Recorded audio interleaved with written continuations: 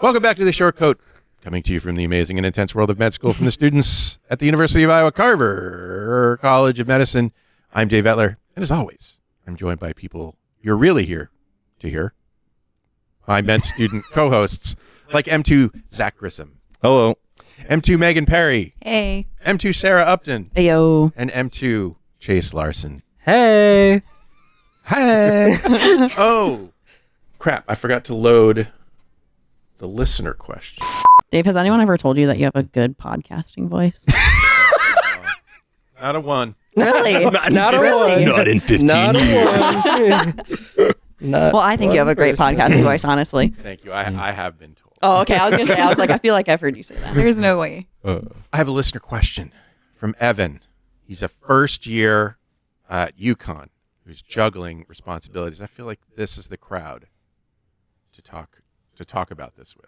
Let's hear from Evan. Hi, Dave and friends. I'm a first-year medical student at UConn and the proud parent of a rambunctious toddler. While I've been able to keep up with the workload for the most part, I still struggle to balance fatherhood, being a husband, and schoolwork. I'd love to hear how the students at Carver manage everything. Love the show. Keep up the great work. Thanks, Evan. Good luck. Man. We're praying for you. Parenting in med school. Some of us know something about that. I want to hear from you three first. Oh, brother. There's family responsibilities. Yeah. Like if you have like a nuclear family that you're responsible for, there's family responsibilities outside of your nuclear family. You got to go shopping. You got to go. There's livestock responsibilities. There sure is. Lots of animals. Get your oil changed. Get your oil changed. Car responsibilities. House responsibilities. Dentist. Mm-hmm. I had to change the battery on my car the other day in the middle of the day. They wouldn't change it for me because it's in the trunk because it's a Prius. Really? Yeah. Huh. Yeah. Yep. Had to do it in a slacks and a tie and everything. I mean, do you just is it just vibes? Yes. I was going to say, I'm also maybe a terrible person to say this, but you just make it work. Same thing, honestly, with being a part of a lot of things. You just figure it out. Don't stress about will it work. Just do what you love, and it'll work out. You will find time to do things that are important to you. Is what I would say. Mm-hmm. This word balance, I've come to not revile because I understand it's an easy way to express the problem is this work-life balance thing, but I really think it would be better off a work-life accommodation. In an ideal world, they sort of accommodate each other. Sort of fit no around balance. each other. Yeah. Right. They're not separate and discrete, just like Coralville and Iowa City are not separate and discrete. Right. They're interwoven. Yeah. Yeah. How I was that? remember thinking about, in particular, this Chinese article. This article I read, this opinion piece I read about a physician. Was sort of spent her days at work focusing on her patient, and then she didn't realize that her kid was at a school where there was a school shooting because she was so focused on her patients, she just wasn't getting the messages from her kid. That's kind of an extreme case, but I think what she was advocating for was you can't shut everything out to focus on one thing. We're always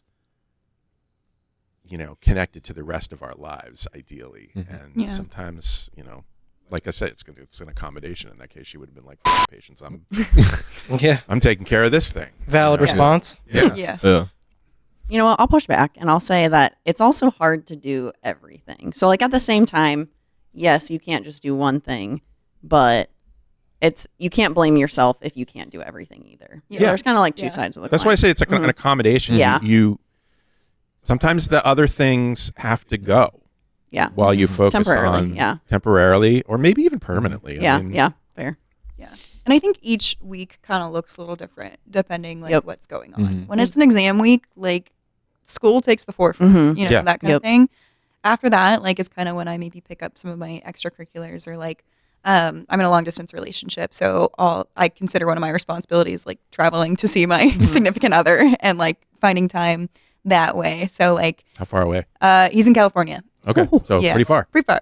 Yep. So just I think being able to pick and choose okay, where can I really set aside a weekend to go do that, and then when I'm there, be like very dedicated to that time, and then like how can I make up for that in other ways, like where can I put in more time during the week to do that? And I mean that's really different obviously than people who have partners at home or living with kids that like you go home to them, and that responsibility is day by day, but like so mine is a little bit different I think in that sense, but that's kind of how I try to manage it, at least with like the long distance type responsibility. I could not. And the reason I could not do a long distance relationship is because I hate phones. I cannot speak on the phone, even with people I love dearly, because I don't know what it is. There's something wrong with me. Yeah. Where I don't like using the phone. I'm the same way. I used to, when I started my college, my girlfriend, she only lived 30 minutes away because I went to school in Cedar Rapids, but she'd still want to talk on the phone like every night, and I love her to death. We've been dating for 6 years at this point, so I love her to death, but the phone conversations, it doesn't work for me. It's hard. It really does. It is hard. It doesn't work for me. I can't do it. I lose focus. I lose focus, and then 3 minutes in, I'm like, so Talk to you later. gotta go. exactly. I feel like, Just like, they work really well when like a few days have gone by and like things have happened. You and can have like catch up on. There's a lot of stuff. Or what's been working really well for us lately is he'll call on his way home from work. It's probably like a 10-minute drive for him. So we have like 10 minutes every night, and I try to like step aside from whatever I'm doing and answer the phone for that like chunk of time. And then if we have more to talk about later, we'll FaceTime later and like or watch a movie or do whatever for that. But then like if that's our 10 minutes for the day, that's our 10 minutes, and that's great. So I got made fun of for my long distance solution, but I was impaired by the technology of my time. We sent emails back and forth, basically. I love Sure. that. What was that? Because like I didn't have access to a phone to be able to call. How old are you? No, it was fully because I was on a ship. Yeah. So, yeah. And the internet was so terrible. Like maybe if I stayed up super late at night, I could get mobile Facebook Messenger like to load on a desktop to do that to like instant message. Otherwise, it was like send the email. It'll go out in the next 24 hours probably, and then I'll eventually get a reply back. So that was the better solution to like do some stuff and whatever. We did a period of time of letters only, so like because he wasn't allowed to have any form of technology for work. Well, prison is So- hard like that. oh no, Gotta sneak the phone in. sneak the phone in. Yeah. Okay, so everyone's gonna think I'm dating an inmate, and it's okay. Look, Hey, we're not here to judge. As long as he never hears this, it's all good. It's good. Yeah. It's fine. I'll tell him not to listen. inmates deserve love. Yeah. Honestly, he would agree And that he phones. was an inmate during that time. It was an intense time, but Yeah, I think, obviously when I talk about accommodation, there are responsibilities that maybe you can't take a step back from. I'm thinking like, being a father. Yeah. Yeah. It'd be a hard one to say, well, I'm busy. Raise yourself. Yeah. It has been tough, and the sort of solution that we have fallen into, me and my spouse, we started using after school program at their school. Like previously we had tried just juggling and balancing using babysitters for a couple hours here and there, but like that doesn't work with my wife like working more now, and that's just simpler. But the other kind of overall like piece is I'm just worse at all of it than I would be if I wasn't doing some of the things. And like, Yeah, you're so spread out. yeah, Basically. you have to be okay with being a shitty student at times, being a someone in student orgs that like doesn't follow through with something on time sometimes, and do your best to communicate about that. And be willing to be bad at those first, so that you're not as bad as you could be at being that spouse, being that parent, because you're still going to be a little bit shittier at that too. Yeah. yeah. So A a lot of attention is paid to being perfect parents, and there ain't no such thing anyway. Yeah. Yeah.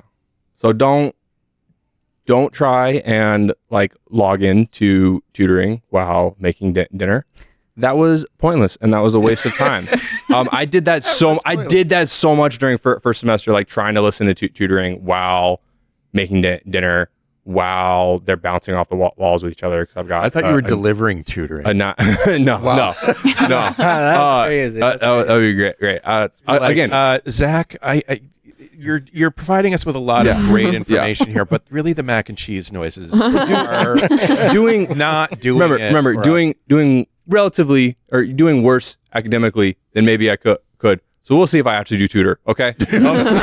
But and like I've got a 9-year-old and a 5-year-old, so like they bouncing off the walls with each other after having been at school, and then trying to do that and then try to get something out of that time instead of just trying to commit to one thing. Like multitasking is a trap that I don't think actually works. No. Mm-hmm. Yeah.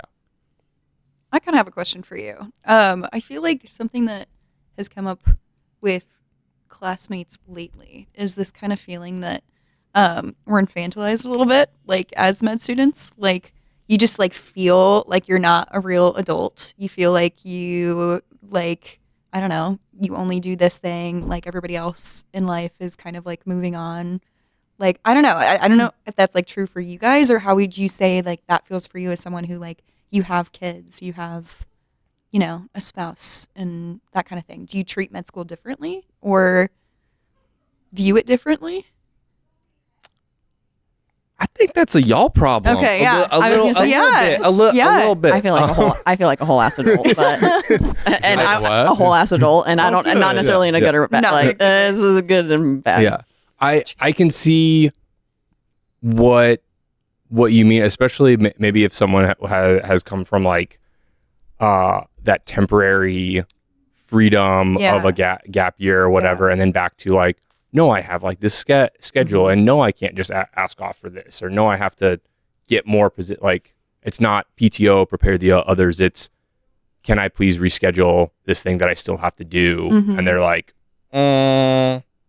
like, so that's that I can understand some there, but at the same time, I think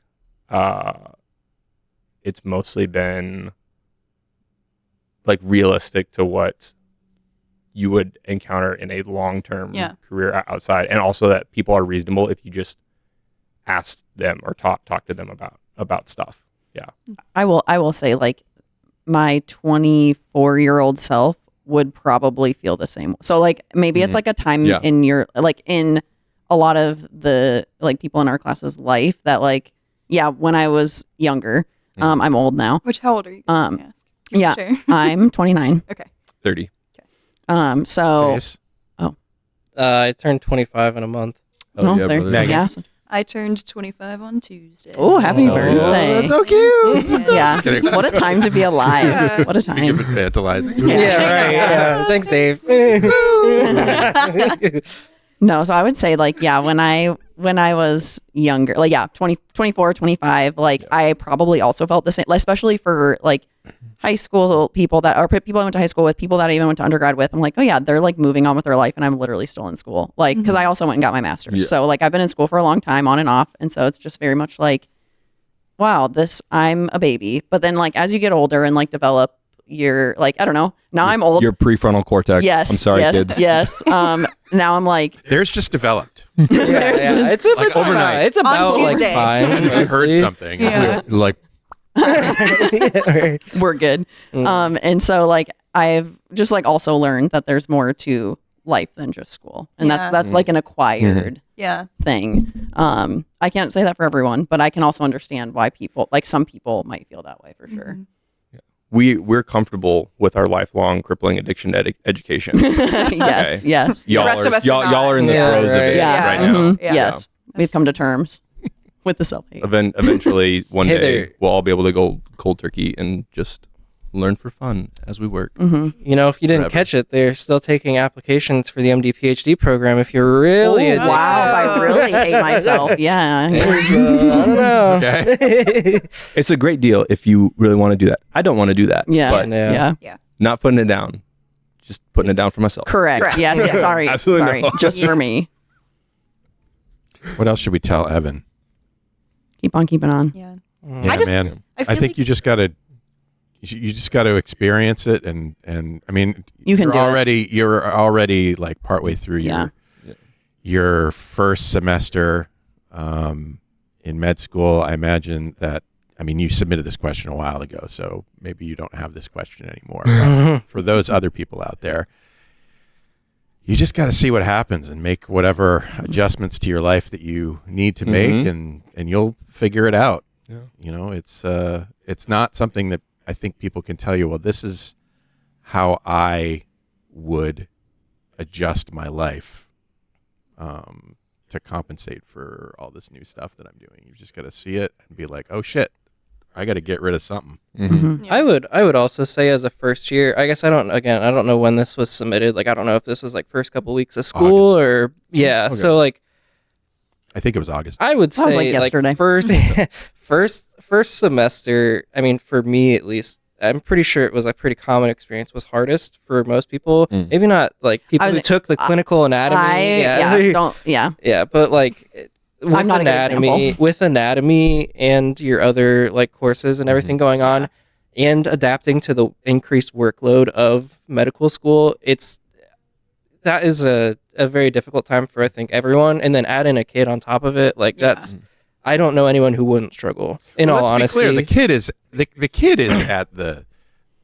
I feel like for me, the kid would be at the center of everything that I do, with the understanding that sometimes I have to take a step back, or sometimes I have to take a step forward on that.